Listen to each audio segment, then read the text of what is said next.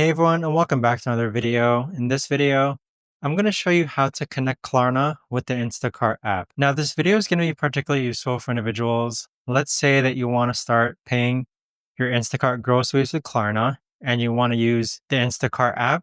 How do you actually go ahead about doing so? Now, this video is going to be short, sweet, and simple, guys. There's not going to be a lot of steps involved. Now, in order to do this, what you're first going to do is log on to the Instacart app. Next, click on your profile icon on the upper right-hand corner. Then from here, click on Settings. Next, click on Debit/Credit, PayPal, and more. Then click on Klarna. Now, once you click on Klarna, it's actually going to prompt you to log into Klarna so that you can connect Klarna with the Instacart app. But there you have it, guys. That right there is the best and easiest way that I know of to actually go ahead and connect Klarna with the Instacart app. If you guys know of a better or easier way to actually do this, let me know in the comments down below. I would love to know.